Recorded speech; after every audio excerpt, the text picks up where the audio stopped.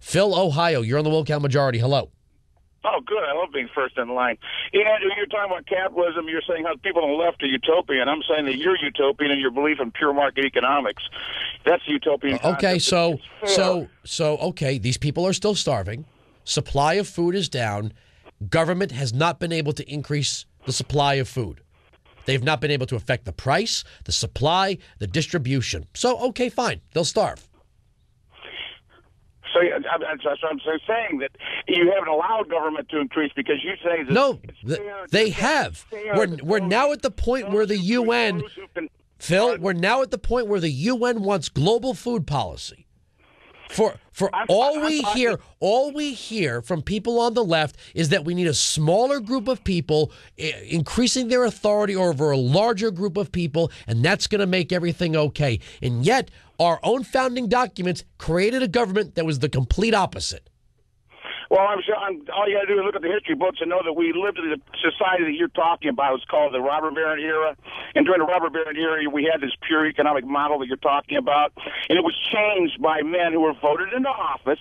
And they changed the rules because they saw what was happening. And it was unfair. In other words, that's what I'm saying. Your system is unfair. It needs to be addressed. You're saying it doesn't need to be addressed. It works. No, I'm saying that if there is a lack of supply and the choices between carving up supply and further redistributing supply over a larger group of people versus growing supply to meet demand, I will take growing supply to meet demand. This has nothing to do with robber barons, sir.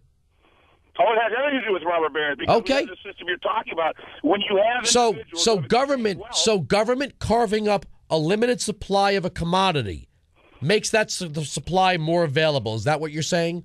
I'm saying that's exactly right. They increase the supply. No, government doesn't increase the supply, sir. Phil, government doesn't increase the supply. Venezuela is running out of food. Bolivia is running out of food. All of these socialist countries are out of food. How is that possible if you're right? Because there goes your tautology you constantly use. You're not going to create more supply unless you have demand. What government does is increases demand. The demand is not the problem, sir. The demand is there. There is starvation. That's demand. Demand is there. Demand is not the problem. Demand means nothing unless a person has the money to pay for the service. Where does the money come from? I would like to have a... Where does the money come from, sir? When you confiscate money, Phil, be quiet. When you confiscate money from somebody who produces supply, they compensate for the loss of that revenue by increasing the cost of supply, and you're right back where you started. You're not confiscating it from them because they're exploiting people to make that maximum amount of money. All right. That's well, what the robber barrier was all about. Okay. Well, you're still wrong. You're still wrong, sir. Sir, you're wrong. When you confiscate wealth from people who produce supply, they increase the cost of supply, and the redistributed wealth doesn't go as far as expected. You see, you're confused once again. You keep thinking that demand and having the ability to take care of that demand is the same thing. And if you want to support demand with money that the person with demand doesn't have, where do you get the money from? You get the money redistribution of wealth by the right. So if I produce food, okay, and the government takes money away from me to give to you because you can't afford food, sir, what do you think I'm going to do when you come to me to buy the food with the money that was confiscated from me? Because the money was, you had the money because you exploited people to earn that money. Okay, so it's exploited that money and, right, okay. All right. You redistribute the money.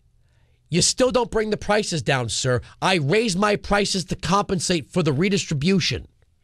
No, you don't, because you have competition. I have a business. No, if there's competition, you don't need redistribution, sir. Do you think I can just raise my price every time the paint company raises the price of paint? Maybe your labor's not worth the increase of the price. Do you understand what competition means? Yeah. It means that you can't... So the government now, when the government gets involved, there's more competition, right? Exactly. That's right. The government creates competition. The government doesn't doesn't write legislation with its chosen corporations and push out the other market competitors. So since the bailout of General Motors, do we have more car companies or less car companies? Because the antitrust law. Do we have more companies, sir? Since the bailout of General Motors, do we have more companies or less companies? We should have never allowed those companies to get that big. We should have broken them up before they got that big. It caused them to be very sloppy. That's why the foreign cars came in here and took our market. Because they took our market. We were no longer. So what you're saying? So no Democrat would buy a foreign car, is what you're saying? No, yeah, absolutely. But why? What? So the consumer shouldn't buy the best available car? Phil, stop talking. You're saying that people should be forced to buy the cars that Phil says they should buy, not the cars they want to buy. Not forced to do anything. They buy the car which they think they want. And when they did, and that's why the American car companies aren't doing as well. Our car companies, those corporations were not producing a good car anymore. Why? Because we weren't enforcing the antitrust laws. General Motors really allowed to be that big. They killed the competition in our country. General Motors killed the competition. Who owns General Motors now? You don't even understand. Thank you very much for the call. 1-866-95-PATRIOT. Yeah, General Motors got too big, and they killed competition. Right.